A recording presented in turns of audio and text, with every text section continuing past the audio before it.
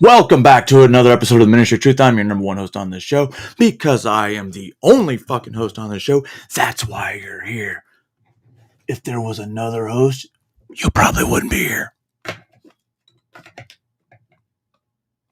Anyway, ladies and gentlemen, boys and girls and children of all ages, let me clean off my desk so my camera can sit perfectly. How's everyone doing this fine Wednesday morning? 50 degrees outside and I had to fucking turn the heater on finally. It's going to go off in noon anyway because it's supposed to hit the 70s. But I bet y'all wonder why I got you gathered here today. Probably don't. We know it's the regular Javi, and opinions. Got plenty of opinions to get for you today. What do we got? We got, wait a minute, an Afghan national that was arrested. I wonder what for. Ooh. Let's see. We got Kamala Harris on The View. Let's see how well she did because you know they like to Kamala's dick. And then we have a little inside knowledge on Tim Walz and his job back in Minnesota. We got hurricane news, and I got hurricane conspiracies, and I have a whole lot more conspiracy, and we'll go over that. That involves Bill Gates. Let's see what else I got for you. And that's pretty much it.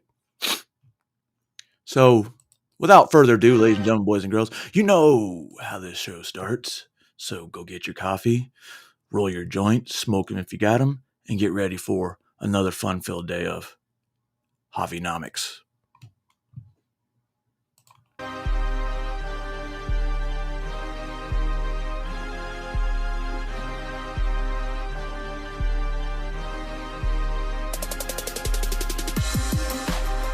You don't believe that they doing what they doing, huh? You think everybody just be talking about it. It's all made up. It's all a lie. Life is real good.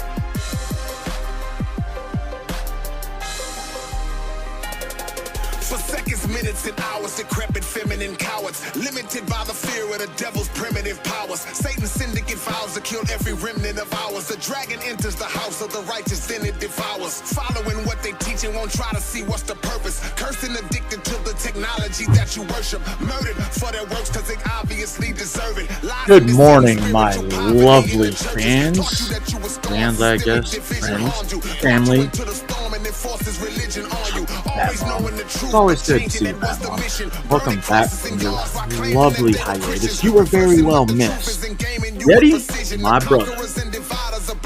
I mean, I really don't know fist bump. I don't want to fist bump and you think I'm trying to hurt you.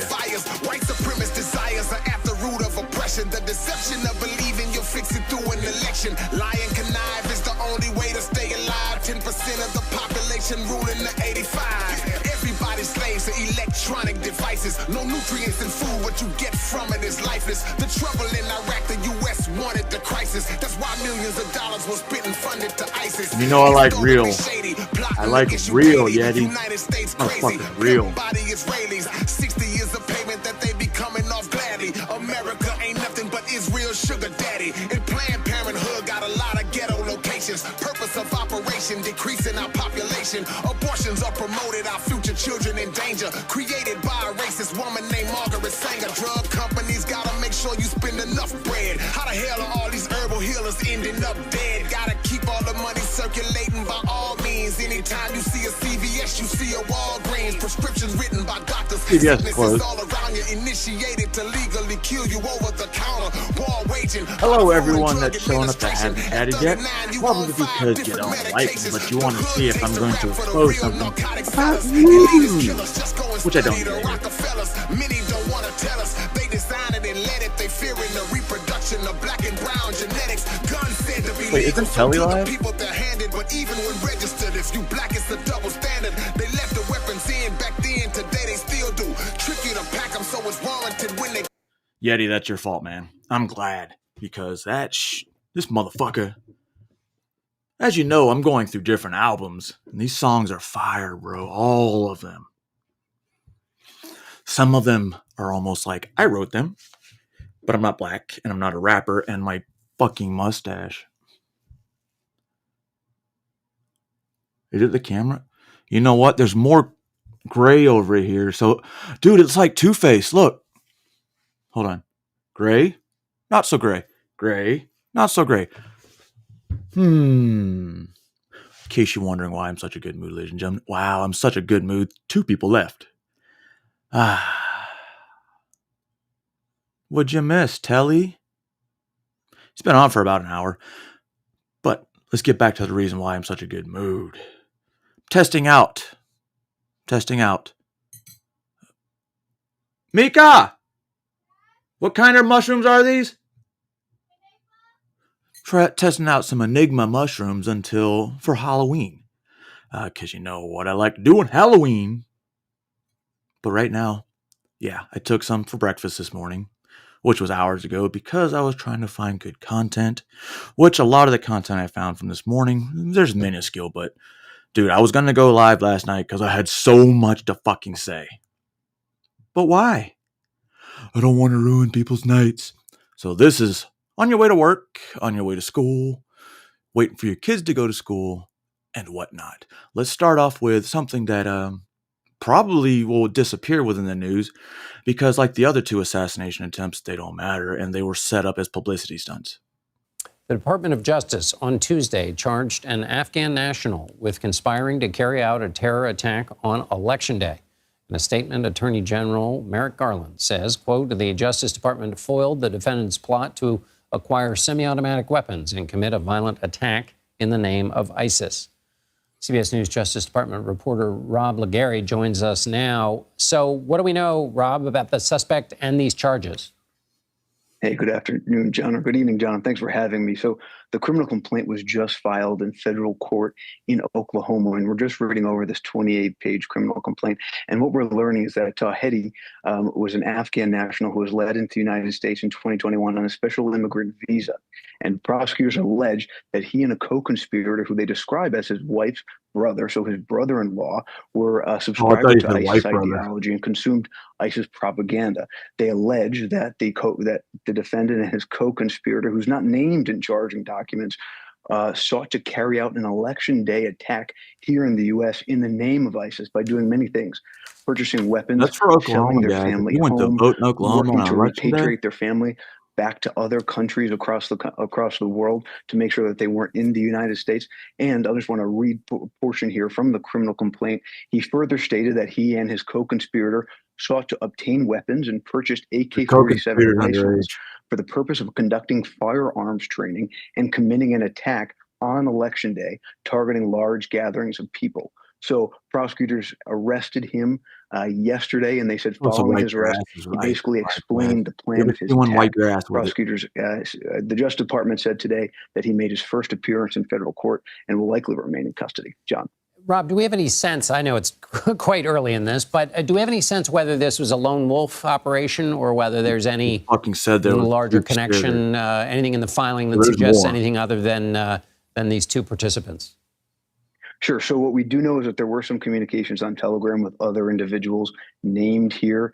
They are not charged, but there was some communication here. What we do know is that the defendant and his co-conspirator, who appeared to be his brother-in-law, were consuming ISIS ideology and professing their commitment to that cause. And finally, does it seem like this was far down the lane, or that they were in the preliminary sort of planning stages? I mean, on the one hand, it sounds like they were making efforts to get people out of town and do that kind of thing, which seems like they were pretty far down the operation. On the other hand, they were just getting the weapons. What do we know about where they were in terms of the timeline?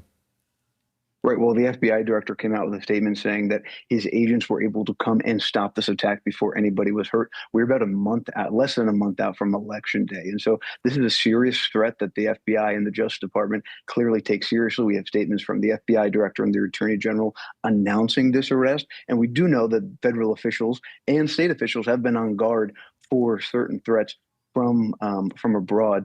over the last few months. The FBI director has said in recent months that he has never seen this many red lights flashing on the threat environment as he has seen in the last few months. And so this is clearly something that federal officials have been watching for. What we don't know really is, to your point, how far along in their planning were they? They clearly were seeking to obtain weapons, seeking to sell their house, but federal investigators revealed that the person they were trying to sell their house to was a confidential human source with the FBI. The person they were allegedly trying to buy their weapons from was an undercover agent. And so how far along? Well, we'll probably see in the next few weeks and months as the court proceedings carry on.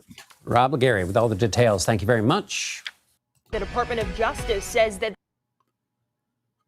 Jesus fucking Christ. They don't care. We're not going to play the next one because I already got the view of it. Race Literally just said I got the view of it. Get it, got it, good. There it is. Justice Department caught one guy. Do I believe that story that he was a lone wolf? That he was just randomly talking to agents on Telegram? Come on, motherfucker. Either that was it's coming. It's coming. We're telling you it's coming. But now we don't know because he was talking to numerous other peoples on Telegram. And, well, they haven't been charged yet. So have they been investigated? That would actually be a good question I would ask. But you know what? I'm not a politician. I'm a little smarter. Because I don't have college education, which makes me smarter than them in the first place. Oopsie, almost spilled my coffee. Bat Mom, why do we have droopy eyes? You're not supposed to have droopy eyes when I'm exuding some wisdom. You know, the ASMR voice. Lord. Anyway, we can... Let's get ready to watch, how do I say? Mass stupidity. Mass disinformation. I bet if I put this shit out as not The View in my own personal opinions, they would probably get me as misinformation. But it's okay. Because I actually got a warning the other day because I played RFK Jr. And his video got deleted, so they gave me a warning because I played it. That really, really makes you wonder. Why silence RFK? Why silence people that are sharing RFK Jr.'s message? All right, let's get to the stupid witches, bitches, cunts, whores, lovely women, and Kumala. White House is now a sprint with 28 days What up, Junie? to go. I'm going to leave that alone. 28 days to go until election. So we are thrilled that joining us right now for her very... I got something for Kamala, guys. Give me a second. I've got so much shit open. I was trying to make this show happen that I totally forgot I had X open waiting. Let's see. Here we go. I'm going to play this first because fuck Kamala Harris, and I think she needs to be exposed for the fucking liar that she really is. So let's take a quick second to flip it over to Twitter. And we're going to see this mashup. And this explains how she said she doesn't... Ron DeSantis hasn't accepted her phone call. Okay. But like I said yesterday, he doesn't have to. Because you know what? She's not the president of the United States. You know, moments of crisis, if nothing else, should really be the moment that anyone who calls themselves a leader says they're going to put politics aside and put the people first. People are in desperate need of support right now. And playing political games with this moment in these crisis situations, these are the height of emergency situations, is just utterly irresponsible, and it is selfish. It is about political gamesmanship instead of doing the job that you took an oath to do, which is to put the people first. Which he does. And I've been in touch with both FEMA and the president, as well as marshaling all our... First. Wait. And I've been in touch with both FEMA and the president as well. Which is to put the people first. And I've been in touch with both FEMA and the president, as well as marshaling all our state agencies and working to support our local communities. And so for Kamala Harris to try to say that my sole focus on the people of Florida is somehow selfish is delusional. She has no role in this. In fact, she's been vice president for 3.5 years. I've dealt with a number of storms under this administration. She has never contributed anything to any of these efforts. And so what I think is selfish is her trying to blunder into this. No. And here's the thing. She has no role.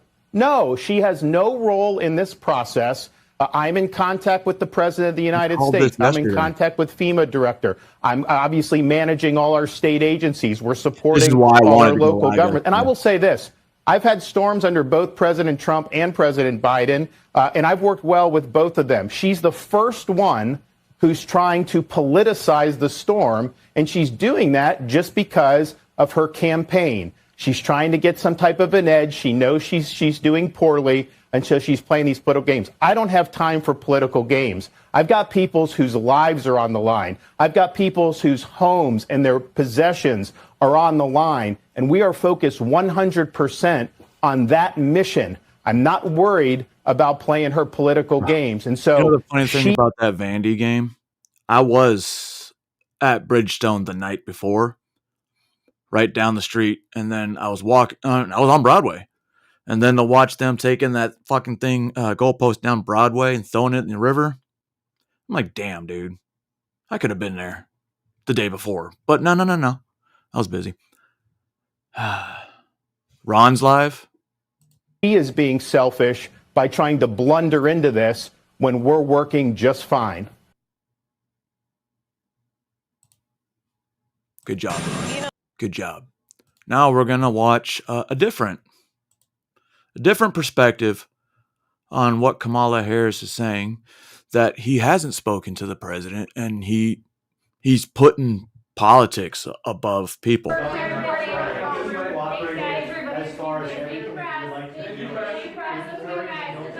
The governor of Florida has been cooperative. He said he's gotten all that he needs. I talked to him again yesterday, and I said, I said, no, you're doing a great job. It's all being done well. We thank you for it. And I literally gave my personal phone number to call. So I don't know. There was a rough start in some places, but every governor from Florida to North Carolina has been fully cooperative and supportive and acknowledged what this team is doing. And they're doing an incredible job. But we got a lot more to do. That's weird. That's not what Kamala said.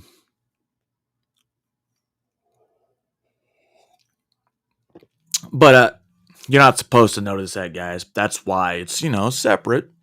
Thanks a lot, Joe. Joe.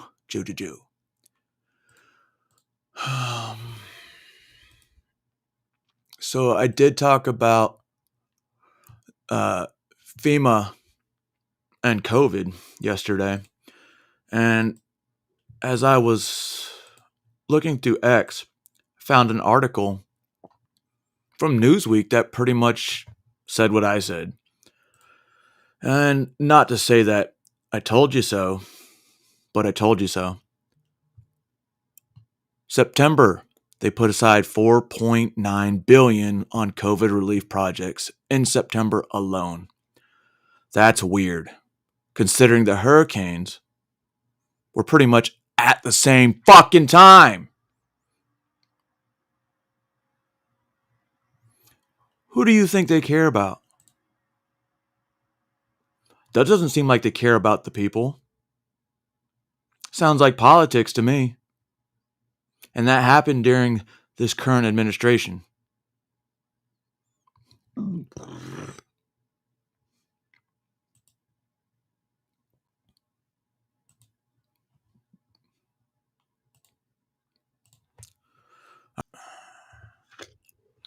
$11, maybe 12. I experienced my first hurricane. I was in Guam.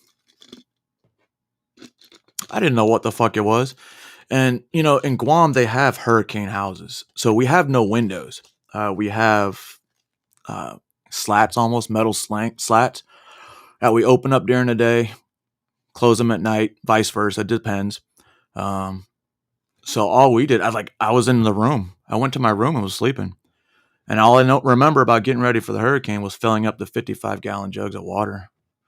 Hurricanes were going on outside. The eye came. It was weird when the eye passed over the island. Like, everyone was out in the streets and we were having a barbecue. I remember that, like, vividly. And then the hurricane came back. Everyone went inside. And then that's all she wrote. I've been through a lot of natural disasters, and people make it worse than it really is. I don't know. Maybe I grew up in a different time. I can't find my mouse because I'm retarded. About what Yes. Florida has received in terms Sorry, of Yeti. I'm glad you mentioned that. They did say that. I don't think it was the same mayor. I think it was a congressman that literally said, put your name on your body so we can identify you. That's the shit we did in deployment. Because I always had my ID up here and my tags, dog tags on my belt, because you never know what happens. Blood type on my boots. Battle roster number on my boots. That's the shit we do during Iraq and Afghanistan. First, let me say that I like candidates who show up for interviews. Just saying. She shows up to this interview. She shows up to 60 Minutes interview. All they did was fuck her over. She thinks these were great. No, bruh. Everybody's clowning you. This fucking bitch. So, you know, Thanks, we all bad know guy. the background of the guy. Is a convicted felon. Hey, you're a trucker, a right? big-time loser. Bad guy. How many loads are going towards the East Coast? I'm not saying that you drive all the way that far. I mean, actually, I don't know where you fucking live. But do you track any loads going towards the East? Oh, I love the fact that Dick Cheney's daughter supports me. Dick Cheney supports me. And I don't know why I'm doing that in Donald Trump voice. But they're warmongers. We are on the brink of a fucking war. World War III. And you're strictly West Coast? Okay. I had to ask. But yeah, thanks for that answer. Fuck, I forgot where I was going with Kamala. Got arrested. He was in the Capitol. He actually opened one of the doors that they barricaded. He still supports Trump. He got jail time. Or not jail time. Actually, I think he got 30 days. That's what they said. He still supports Trump. We talk every day. And he sends me Kamala memes. And I send him Kamala memes. One, she said, we need to fix the immigration system. And by that, she canceled Trump border policies that was securing the border, right? So we had a semi-solution that was working. If it ain't broke, don't fix it. But if you have ways to make it better, that's welcomed. But getting rid of it altogether, that was not the way to do it. And you want to blame that on Trump? You just said day one it was your main priority, which it wasn't. We know it wasn't. Your main priority was the Inflation Reduction Act that you were so proud to be the tie-breaking vote. Yeah, how well did that work out for us? Oh, these cunts constantly belittle Republicans. What the fuck are you talking about? Even you do it. Tell them that we're uneducated. We don't know what we're talking about. You're right. You're right, Kamala. YouTube, she's right. I don't know exactly what I'm talking about. I don't use fact-based evidence. I'm going to go off of what mainstream media. I'm going to be a fan of. Guys, if she wants to take care of our children's needs, that's an issue. She is not a parent. Oh, you want to say that she has a Emhoff is a parent? She adopted stepkids. Don't forget, Emhoff likes to beat women. You support that, prosecutor? And back to the point. Hey, bitch. My mother-in-law lived with me 10 fucking years.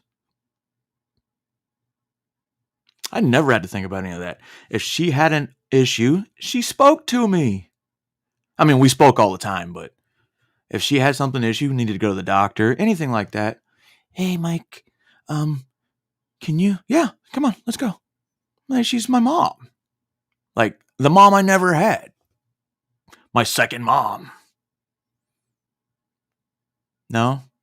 No? Alright, fuck you guys. Of course. Alright, ladies. We'll wait for it to come back.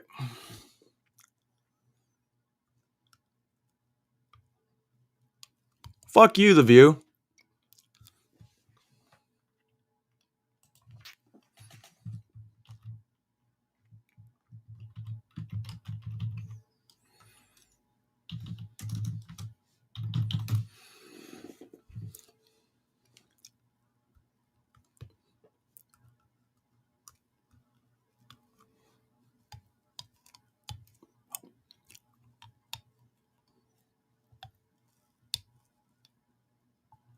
Wow. That's fucking wild. YouTube sniped me for playing The View. That's weird.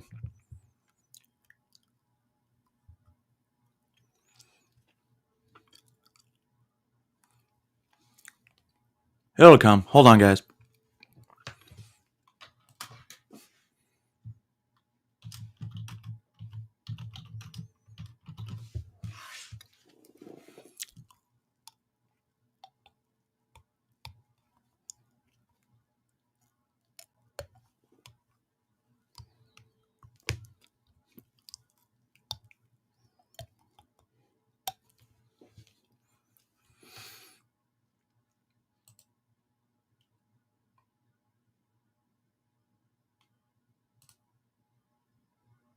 Oh, here we go.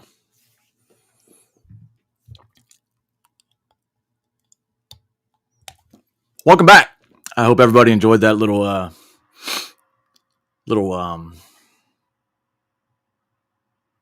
commercial break.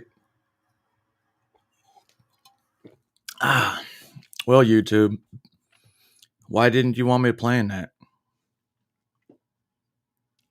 It's literally The View. That's interesting.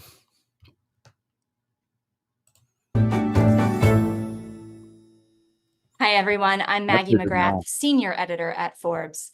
This Now let's week, listen to Vice somebody President that Kamala Harris has a lot announced of that Minnesota knowledge Governor of Tim Walz. Walz will be her running mate.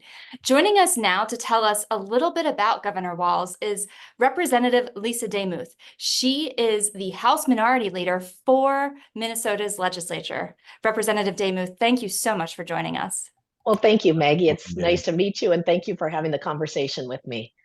As I said before we started recording, you have a bit more familiarity with Governor Walz than the average American. You are the House Minority Leader. It is free speech under the First Amendment because I'm talking about a public official. That's crazy. For the Minnesota legislature. So I want to ask, start with a very broad question. What is it like as a Republican to work with Governor Walz, who is a Democrat?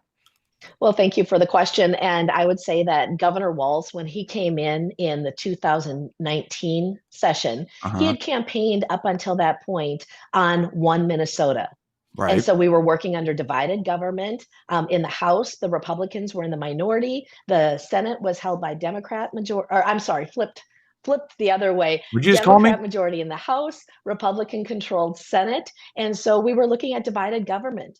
campaigning on One Minnesota was very hopeful. You know, We kind of out of this whole community, I'm going to say community because that's exactly what the fuck we are. I get censored the most, and I don't have anything to do with catching fucking pedophiles on my thing because, you know, police presence and all. It's fucking crazy, isn't it? That is fucking insane. They do this to me every 4 years. Every fucking 4 years. Interesting. all looked at that as a way to work Surprised Meta together. hasn't joined What up we like they normally discovered, do. though, is that it wasn't going to be like that. Through the first 2 sessions of divided government, it was very difficult. As I came in as leader in 2023, it was a full Democrat-controlled state, and I You would guys say know that Mark Governor Walz Zuckerberg did is not the want to second work with richest man in Republicans. America? What exactly does that mean? Can you explain or give some examples of what Second or of third how on the that Bezos? manifested in your experience? Absolutely. Yeah, absolutely. So, there were a couple of issues that were facing Minnesota, specifically nursing home funding. We had nursing homes that were underfunded that were closing. And so as a new leader, the governor had invited the 4 legislative leaders to his residence for breakfast early in January. And so I'm that not worried about it conversation anymore, came Jenny. up. My question I'm was, could we staying look at nursing home with funding and who I am. fixes Fuck earlier YouTube. They've instead been of trying to waiting till change the my end of fucking session? And life. he seemed very open to that. I was hopeful. That is not how the session played out. And as we Probably got because I'm toward a the end of black May, lesbian. toward the end of session, it looked like nothing was going to happen. So I reached out to his office and I said, this was a concern that we had. It seemed like we could have conversations.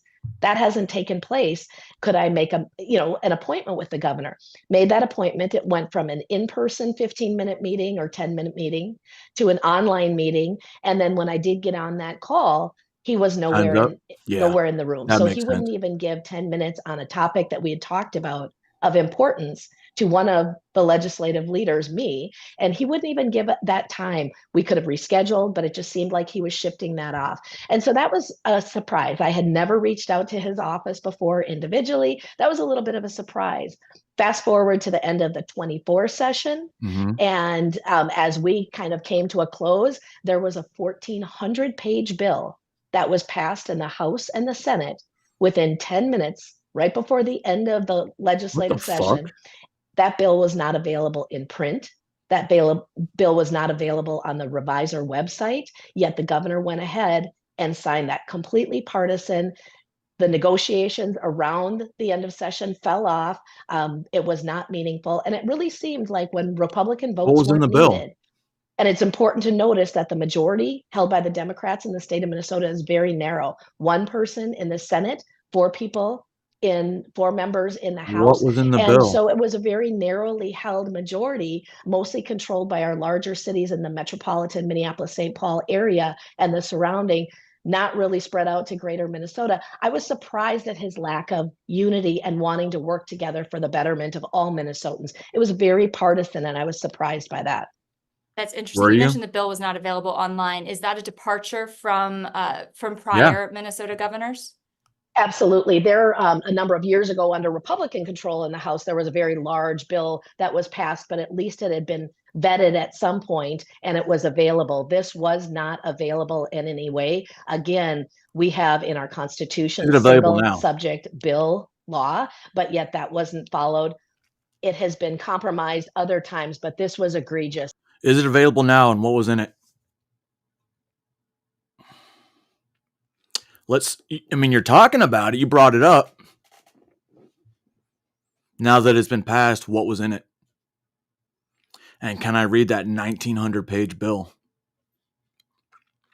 Probably not. Ask some real questions, lady. Ask some And the real shock fucking that the questions. governor then went ahead and signed that type of a bill into law was absolutely shocking. Now, when you think about how a bill becomes a law, obviously you see lots of different legislation in the course of your job. If Schoolhouse you rocks. have a concern over a specific piece of legislation, you use the nursing homes as an example. I'm just Is there a another bill example of legislation on where you had a Capitol concern Hill. and you and he had a dialogue and All right, you shut were the able to fuck up. work I'm done through it, listening or to you. is there no record of that? Now we're getting into the hurricanes. I wonder what happens when, I don't know, we find footage of Air Force flying into the hurricane. Hurricane. Why would you do that? Oh, we're just taking readings. We want to get you an up-close look at Hurricane Milton. This is powerful video coming from hurricane hunters who flew in to the storm. Hunters. It is impressive footage, and it gives you a Sure look glimpse like they're wearing Air at what Force is flight headed suits. for this community. Let's watch. With a C-130.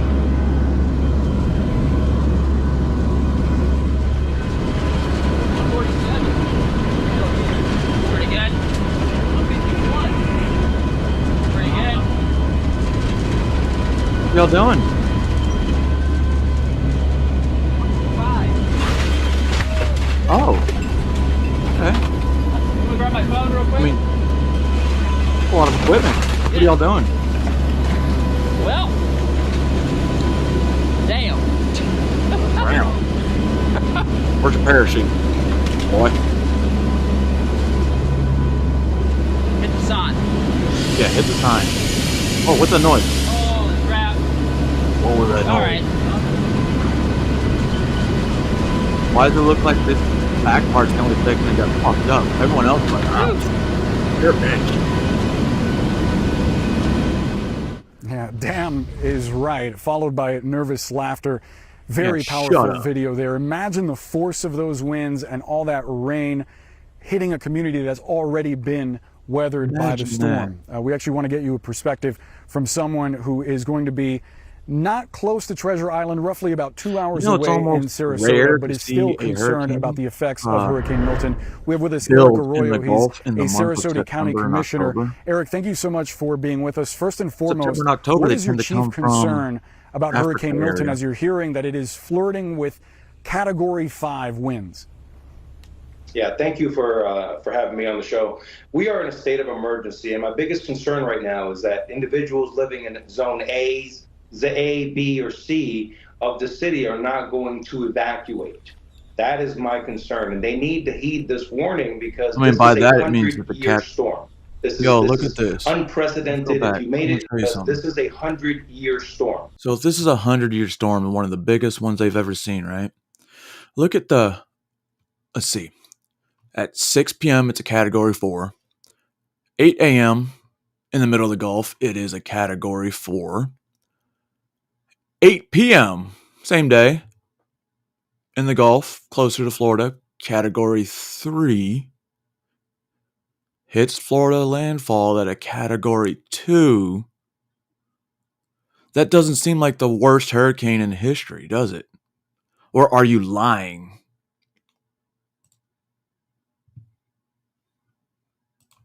This is unprecedented. If you made it through Debbie, if you made it through Ian, this is unlike anything we've ever faced before, and it is heading right through us.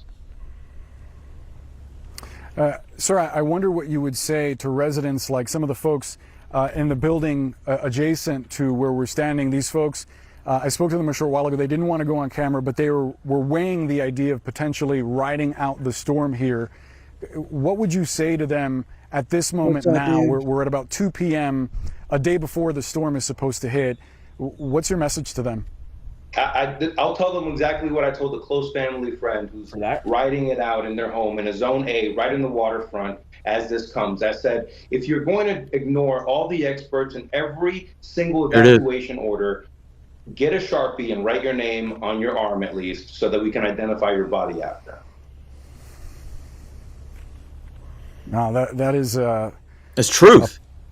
Morbid alert at the very least. Not morbid. I do wonder, sir, we've seen piles of trash across Pinellas County, certainly. I know there are other parts of the west coast of the Gulf Coast of Florida that have seen this issue, debris left over from Hurricane Helene. Can you give us an update on the status, what that looks like in Sarasota? You weren't directly hit by Hurricane Helene, but I know that there were problems there because I have relatives in that area. Oh, okay, cool. Yeah, many problems, and there is still some debris. I was checking my email just 2 seconds ago and heard it. Now, here is the problem.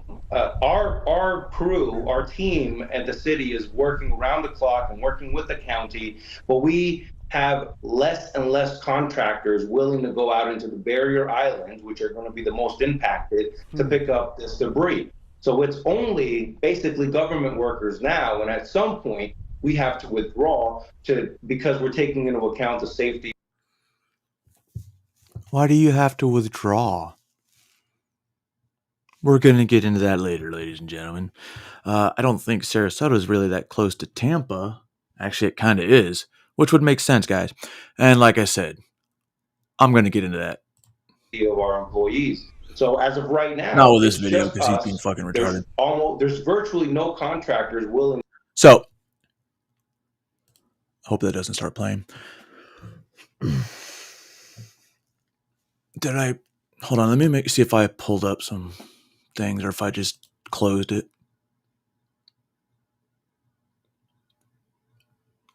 Give me a second. Dead air, and I didn't fucking save it. God damn it. All right, whatever. Moving on. So, PBD, they're going to talk about a secret program. We're going to talk about two different programs essentially doing the same thing. The reason I wanted to show you that airplane flying over the hurricane was for a reason. Trust me, everything I play is for a reason. And we're going to see why. Here's a question I got. How much access to information do you think the director of CIA has? Anything he's ever want. Tom, how much access to information do you think the director of CIA has? Everything, and plus he can make it up. Let me, don't, by the way, I can tell you. True answer. I don't appreciate the fact that CBS and the director of CIA decided to flirt with a conspiracy, because I don't like that they're doing that. But if they want to take responsibility for this, they can. Let me give you an idea what Brennan says. Can you pull up what Brennan once said the following? Former CIA director. The head of CIA, the former head of CIA, said the following. He says, we currently have the technology with the potential to alter weather patterns. What? His words, not my words. He said this. Is this it, Rob? What I'm saying that? I believe so. Okay. So these are his words. Go ahead and play this clip.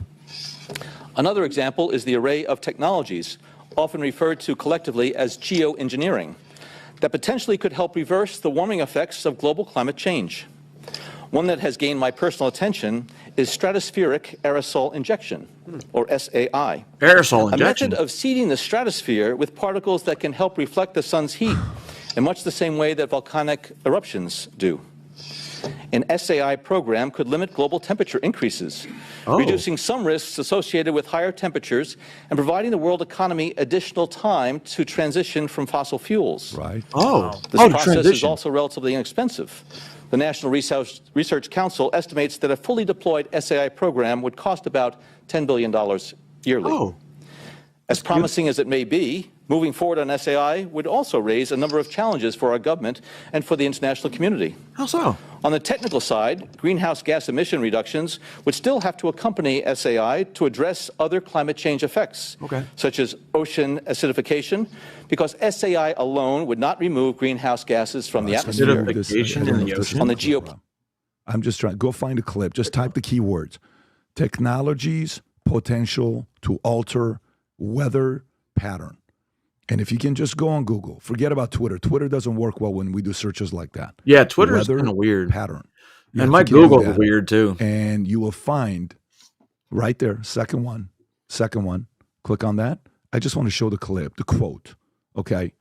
Show the quote that he says. So Brennan's words, if you can type in pattern, Control F pattern, there you go.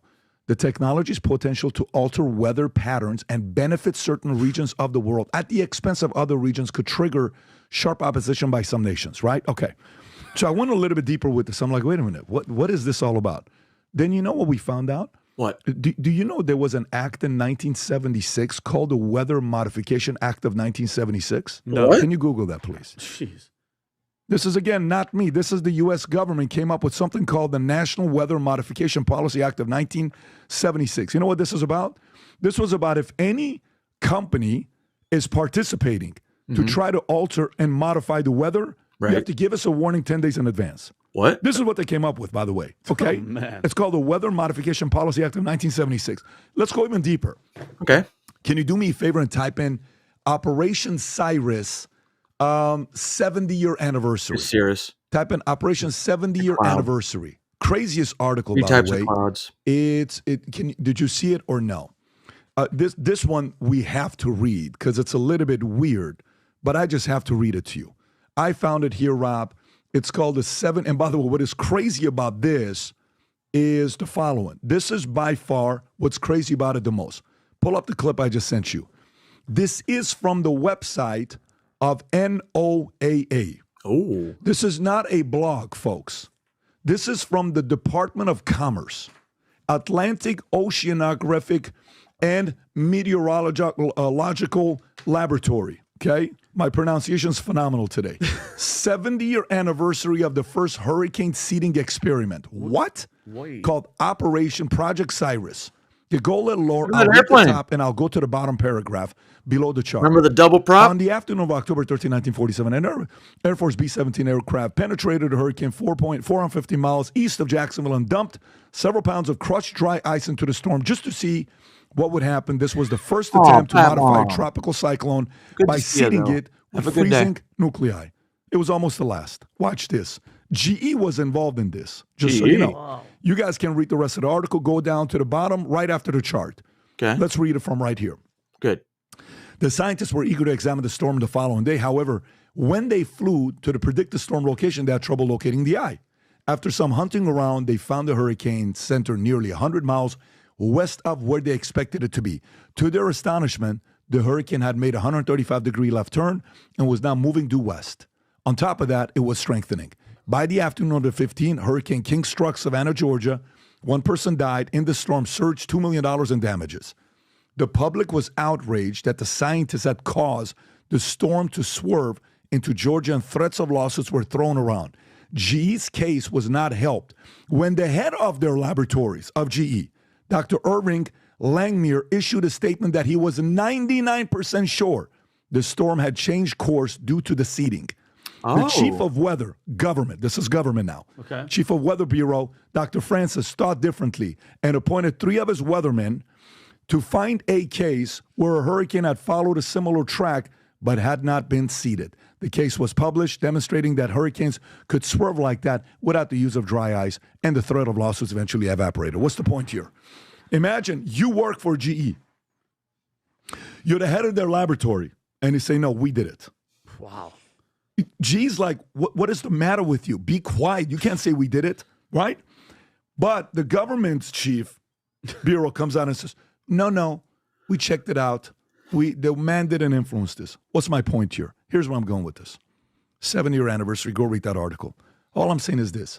You mean to tell me we don't have the technology at this point in 2024 with all the inventions that we've created to find a way to kill these things and slow them down? You mean we don't? They've had the technology, just like Tesla's energy or Tesla's technology, stolen.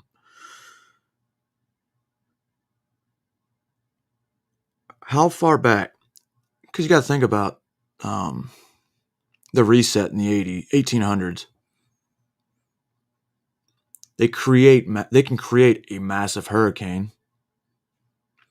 They can create a massive forest fire or a wildfire came out of nowhere from the sky. Pew, pew, pew, pew, pew, pew, pew, pew, allegedly.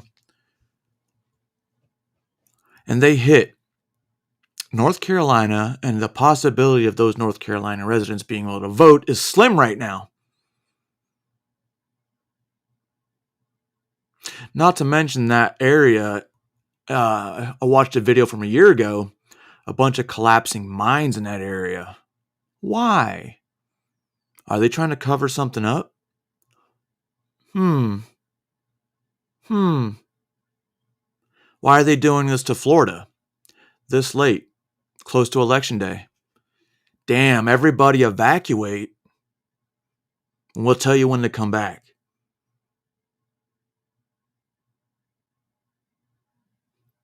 Think about it. I'm not even talking about creating it. Which is on the table Which as well. we know we can create Of it. course. CBS host who just was debating, what is her name? Have you seen the CBS Nora. clip on Michio Kaku? She said, we've done this. Yeah, I've seen that. Right? She said, we've done this. It's not even us. That's the lady who was on the debate with, the what do you call it? I think she was on the VP debate, if I'm not mistaken. This is the interview. Watch this clip. It's a bad version of it. Just so Okay, that then somebody don't worry about it. Anyways, Anyways, so they're even saying that these things happen in the past. She claimed that these things happen in the past. This is her 11 years ago.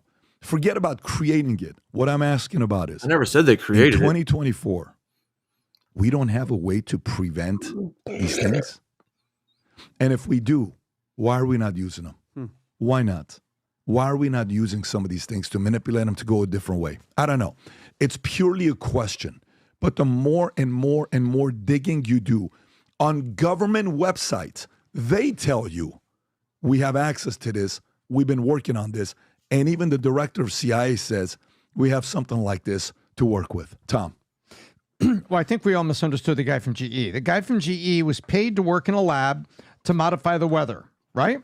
Oh, shit. At the end of the year, you get your performance review to see if you get a raise or you get a bonus. And so what does he say? It worked.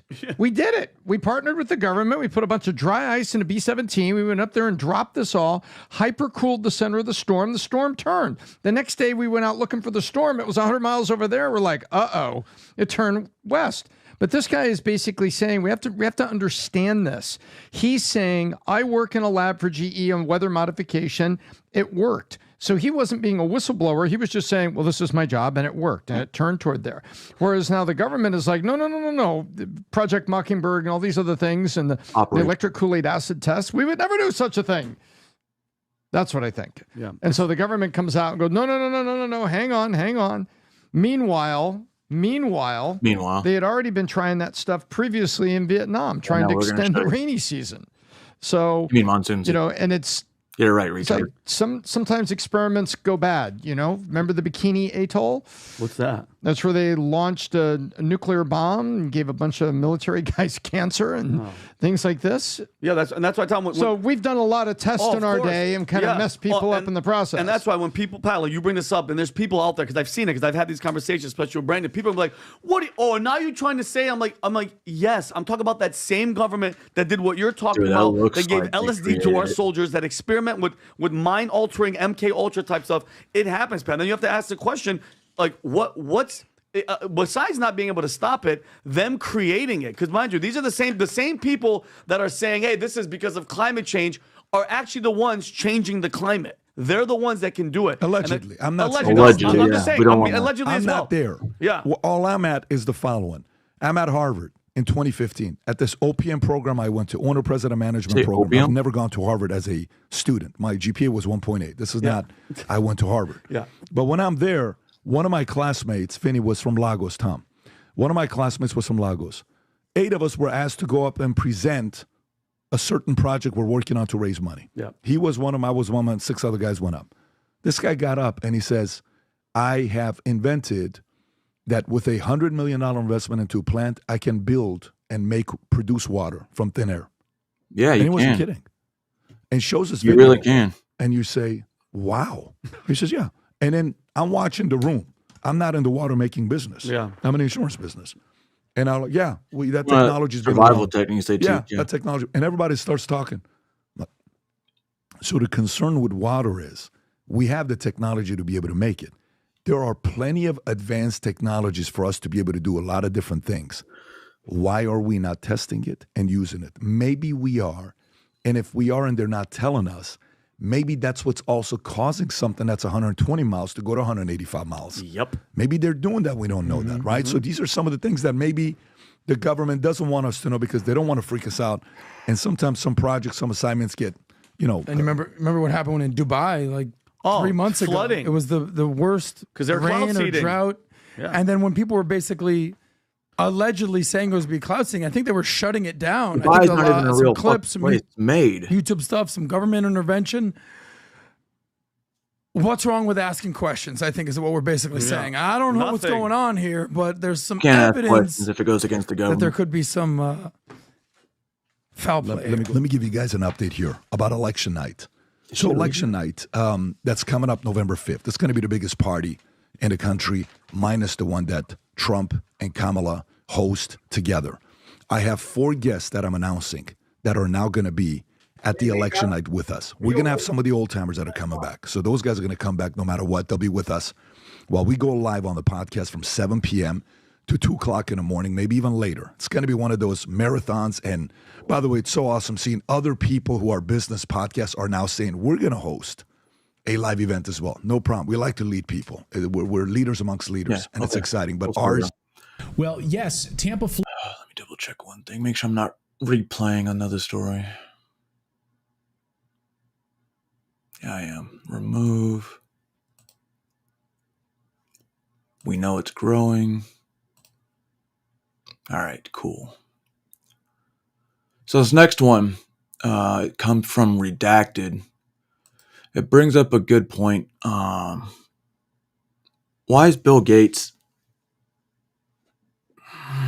Oh, yeah. Weather's changing. Why is Bill Gates and the owner of the... What's the hockey team down there in Tampa? The Lightning. They're trying to redevelop a large piece of land in the Tampa area. I can't remember. It's like 2 places. But it's one big mass area, but they can't develop on it yet because there's a lot of stuff there. Kind of like Lahaina. And Lahaina, they already proved for a 15-minute city in Maui. They just had to find a place. They found it. And now they're trying to do the same thing in Tampa. A 15-minute city. Why? It sounds great, but the 15-minute city is run strictly by green energy. No fossil fuels. Makes perfect sense, right? But does it really?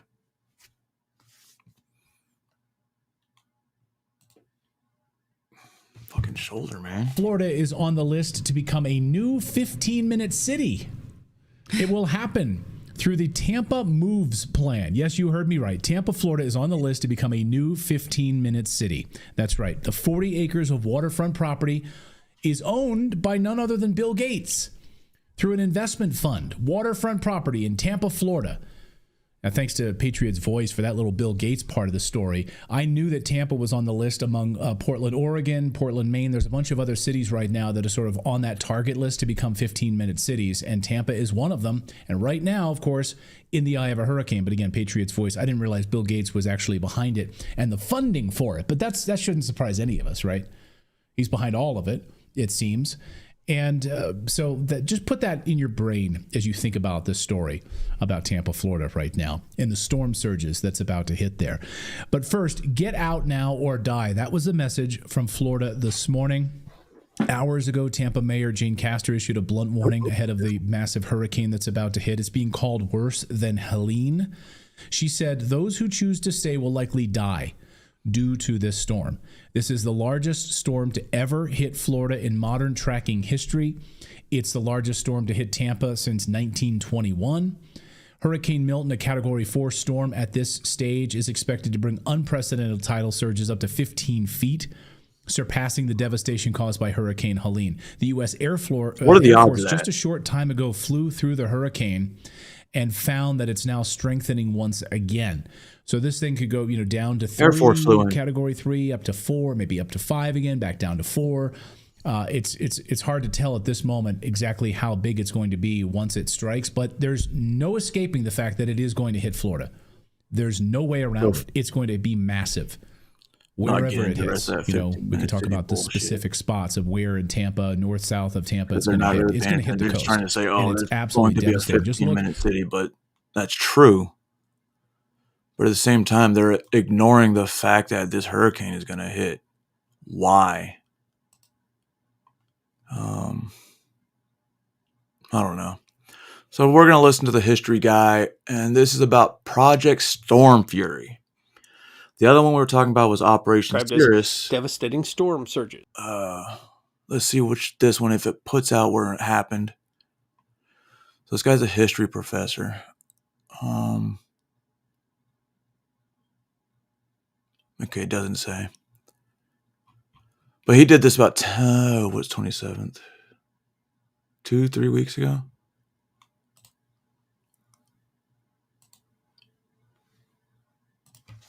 And we certainly hope for the safety of everybody there. It's not the only time in history that a hurricane is hit in late September. On September 26, 1955, U.S. Navy P-2V Neptune aircraft that was flying into Hurricane Janet was lost, killing all 8 crew on board as well as 2 journalists.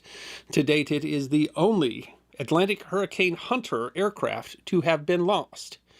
Rest in peace, heroes. But there was a period, actually more than a couple of decades, when the U.S. government was actually convinced that they might be able to tame nature's vortex. The ambitious Project Storm Fury deserves to be remembered. The idea of humanity manipulating the weather is not exactly new. The Smithsonian's Science History Institute notes, for example, the ideas of pioneering meteorologist James Pollard Espy, whose convection theory of storms revolutionized meteorology and resulted in his appointment as the first meteorologist for the United States government, a position for which he laid the basis for scientific weather forecasting. But Espy's ideas went beyond predicting weather. Rather, he argued that he could eliminate droughts, heat waves, and cold snaps, keep the rivers navigable, and render the air healthy by clearing it regularly of noxious vapors. His method? He suggested setting fire to the forest of the Appalachian Mountains, and thus causing heat updraft that would I'm drive... sorry, what area? What area is he talking about? Hurricane Helene. What are the areas it went to? Now it makes you think back. Hawaii. Canada.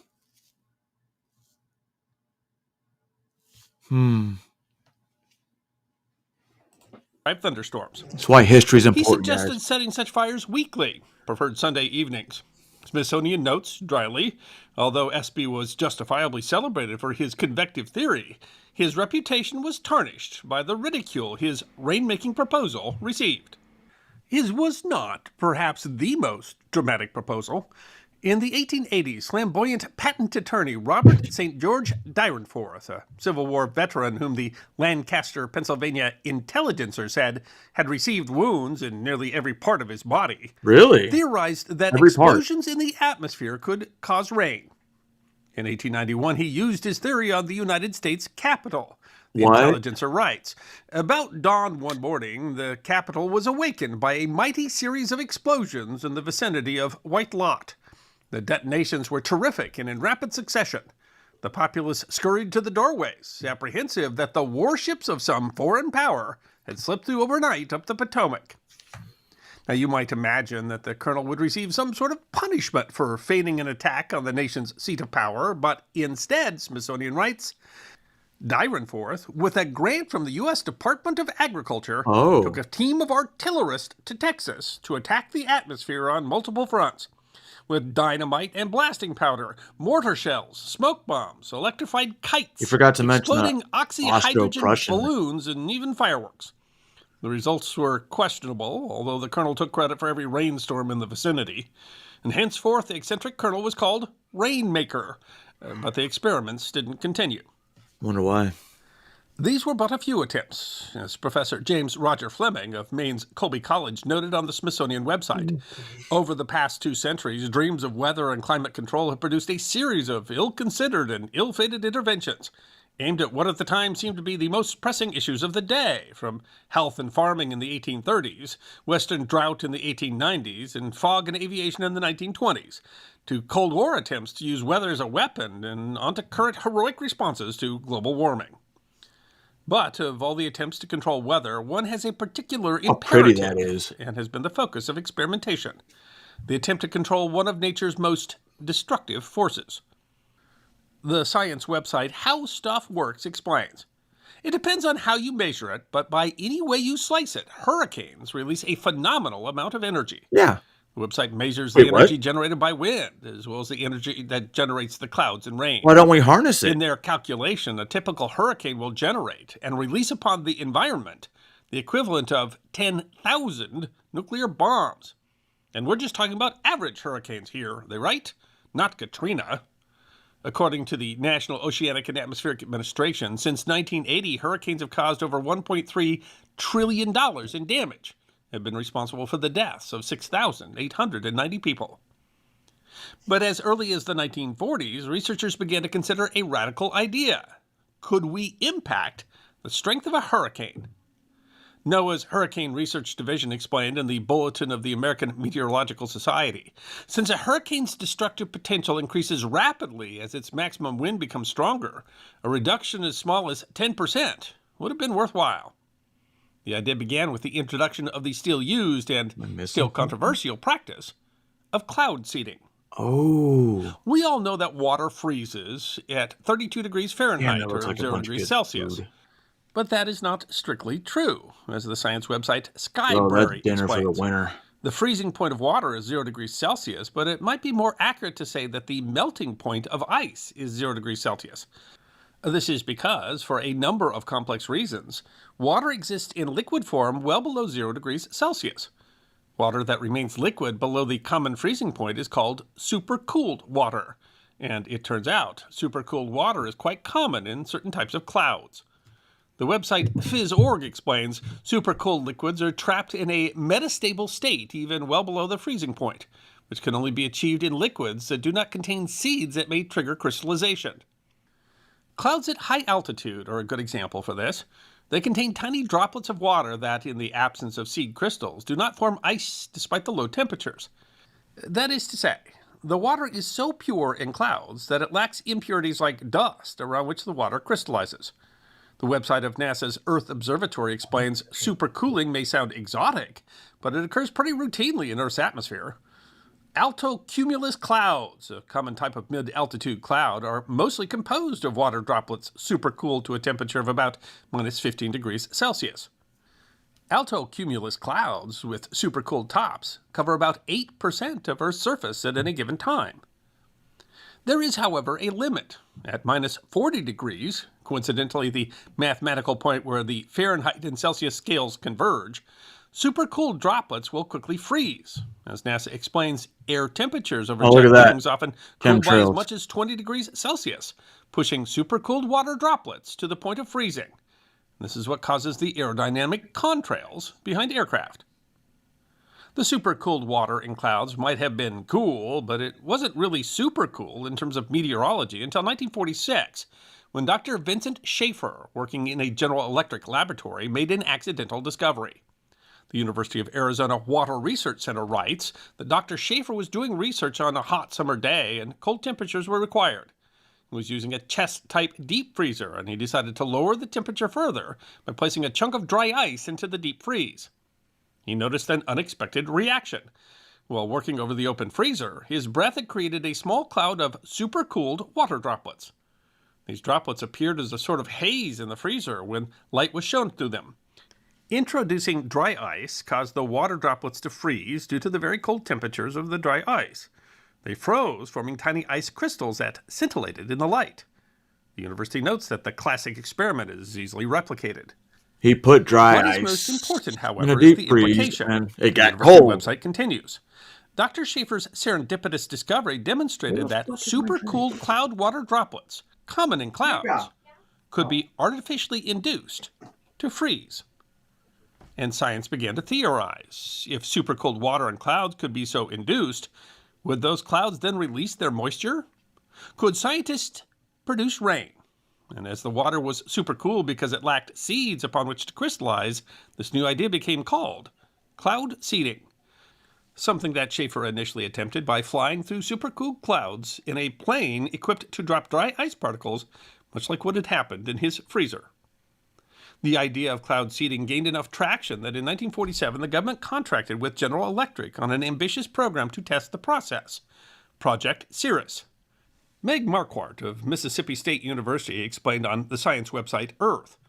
Together with GE, the various branches of the government and military formed a coalition headed by GE scientist and Nobel laureate Irving Langmuir, called Project Cirrus, which was to investigate the possibilities of cloud seeding, an early form of geoengineering for a host of potential uses like producing rain in arid regions. But the project soon went after more than rain. Marquardt continues. If an injection of dry ice could disrupt the structure of the storm, the project scientists reasoned, then perhaps the hurricane would dissipate. Right after World War II, science could do anything, says Hugh Willoughby, an atmospheric scientist at Florida International University in Miami. No one had thought through what would happen if you seeded a hurricane. They didn't know about the cloud structure in a hurricane. It was just kind of, let's do it. To be safe, the project leaders decided to test their theory on an Atlantic hurricane that was predicted to wander harmlessly out to sea, away from land. NOAA explains that the opportunity arrived in 1948. It wasn't until late in the following hurricane season that Air Force planes and Navy personnel became available to carry out the mission.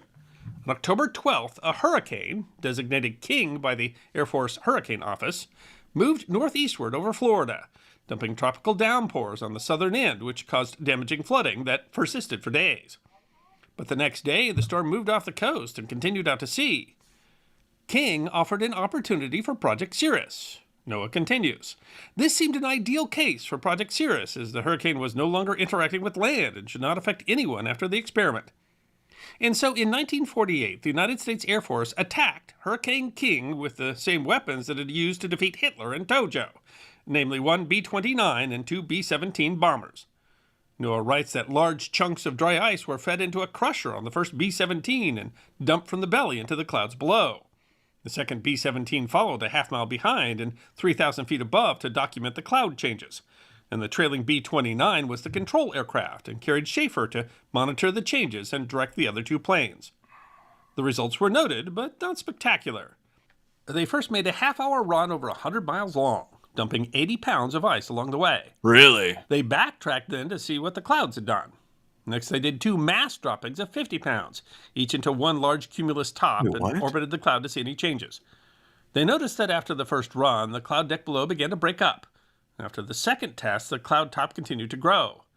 Satisfied with their effort, the airplanes returned to base. But then, disaster struck.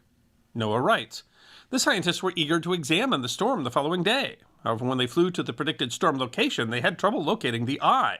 And after some hunting around, they found that the hurricane center was nearly 100 miles west of where they expected it to be. To their astonishment, the hurricane had made a 135-degree left turn and was now moving due west. And on top of that, it was strengthening. That is, after seeding the storm, it suddenly turned, got stronger, and headed for land. NOAA writes, by the afternoon of the 15th, Hurricane King struck Savannah, Georgia. One person died in the storm surge, and $2 million in damage was done to Georgia and South Carolina. Whether the storm was affected by the 180 pounds of dry ice wasn't clear and certainly not proven, but NOAA writes the public's enthusiasm for weather modification slackened. In an era when many science fiction movies featured mad scientists threatening world destruction or worse from their hubris, this event seemed to fit the trope. For many years after, no scientist dared mention weather modification and hurricane in the same sentence. The Hurricane Research Division said simply, embarrassment at the time left a legacy that had an adverse effect upon political and legal arrangements for later hurricane modification efforts. But like a hurricane, the idea of hurricane modification did not easily dissipate. Further destructive hurricanes, as well as the desire to better predict the storms, would give rise to a new project. By 1961, enough had been learned about hurricanes to produce a workable theory.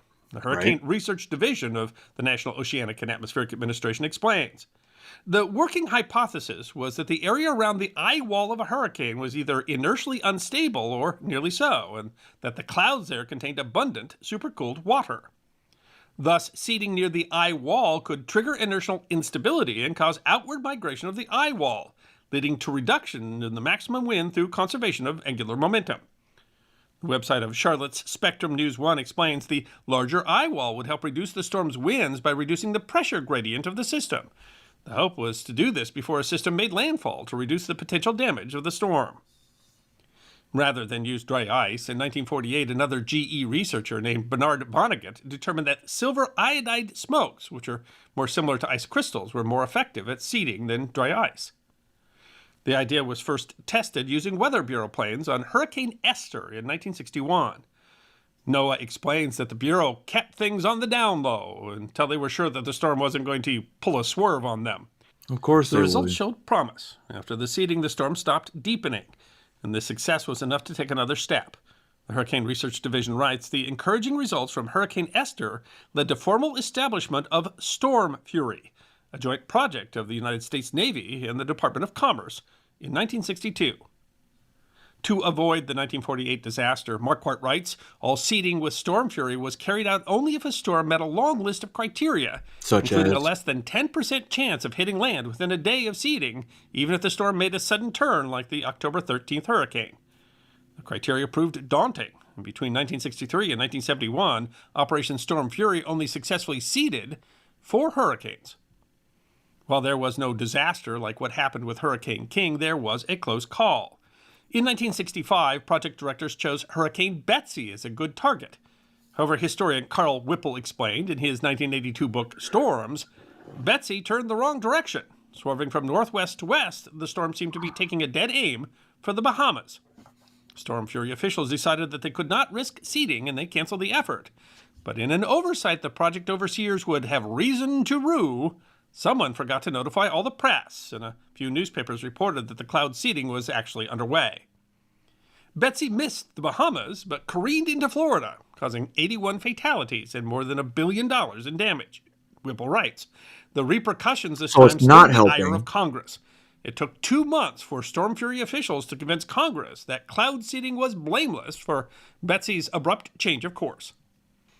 And in perhaps the strangest criticism, the Salt Lake City Weekly reported, the project Castro? raised the ire of Fidel Castro, who accused the United States of trying essentially to weaponize the weather. Admittedly, there's something a believe bit him. Strange-Lovian in the image of Navy fighter bombers dumping chemical canisters into a hurricane. Couple that with an amped-up name like Storm Fury, and it all seemed a little nuts. The last attempt No. of Operation Storm Fury was Hurricane Ginger in 1971. Bet you it had While no there soul. initially seemed some promising results, NOAA notes that further research found that the positive results inferred from the seeding experiments in the 1960s stemmed from inability to discriminate between the expected results of human intervention and the natural behavior of hurricanes. Finally, in 1983, more than a decade after the last attempt to seed a hurricane, the project was canceled. The Hurricane Research Division writes, by mid-1983, none of the conditions for development of an operational hurricane amelioration strategy could be met, and Project Storm Fury ended. The conclusion? Did it? The hypothesis was flawed. The Hurricane Research Division writes that Storm Fury had 2 fatal flaws. It was neither microphysically nor statistically feasible. First, research finally showed that hurricanes have too little supercooled if water, you, and too much natural ice for seeding. Do a coastline view of the entire Florida Panhandle. There's only star forts on the Atlantic side, not the Gulf side. Now, if there were star forts on that other side, that would break up a lot of that swells. To have any notable effect on them. Meanwhile, the effects of seeding are often indistinguishable from the natural intensity changes of hurricanes. Project Storm Fury wasn't entirely a bust, in that the project helped to learn quite a lot about how hurricanes operate and to improve the equipment and instruments that are used to measure and track them. But it was wholly unsuccessful in the goal of having weather cowboys corral unruly hurricanes. Seems no matter how hard we try, nature still wins. It was an optimistic project at a time when, the Hurricane Research Center notes, the goal of human control of hurricanes was captivating and actually seemed physically attainable. I hope you enjoyed watching this episode of The History Guy, and if you did, please feel free to like and subscribe and share The History Guy with your friends. Oh no, I don't believe him. I think the project is still going on. I think the project No, but like I'm saying, like has the funding that it requires from the U.S. government. Now, to say that the project ended in 87, 83, whatever the fuck it was in the 80s, I don't believe it. Why don't I believe that? Because those are kind of things that are earmarked in bills. Crazy, right? When you think about that. What are their pet projects? Some of us don't know. I wonder, though. Maybe we do know what they are. This conspiracy's been going on for longer than I've been alive. God damn it, what's wrong with my beard? It kind of wants to fucking just whatever, dude. I wouldn't put it past the government because we know they lie. And not just the U.S. government, because they really want this land for a reason. I think we need to worry about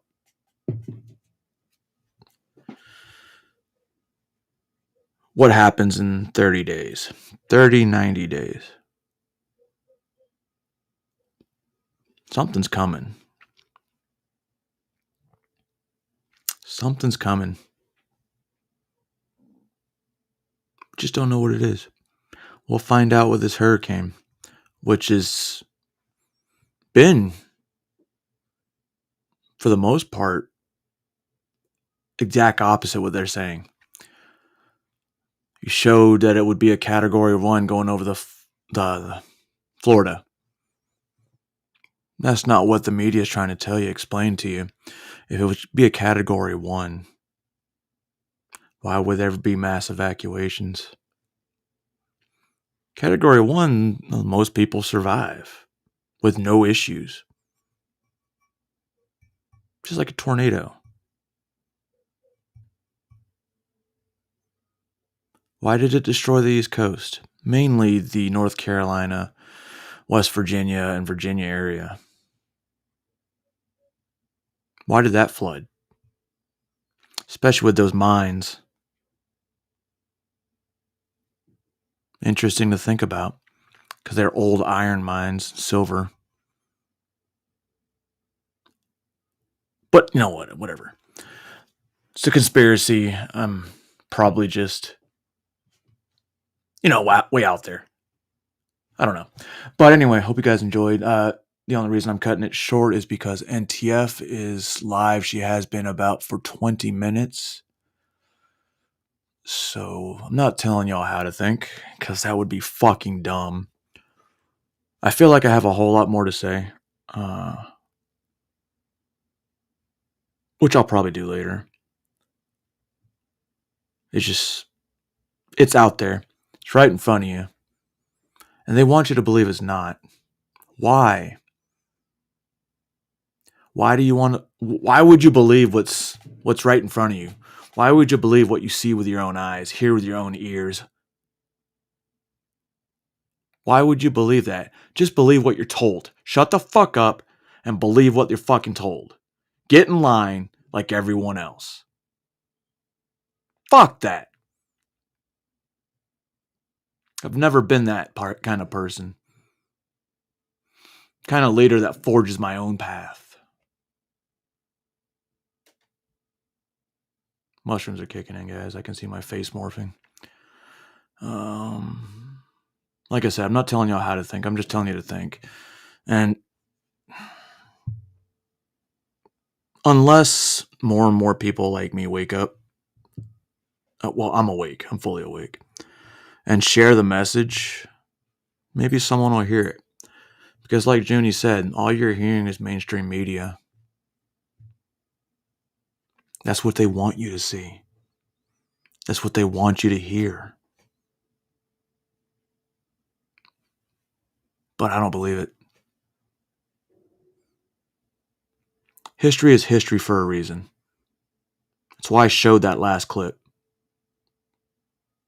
But I'm not telling you how to think. I'm just telling you to think. And thank you everybody for showing up. I hope you enjoyed it. I feel like I want to come back on later today. And if I do, I'll see you. If I don't, I'll see you tomorrow. But anyway, ladies and gentlemen, boys and girls, go ahead and head over to NTF because, well, yeah.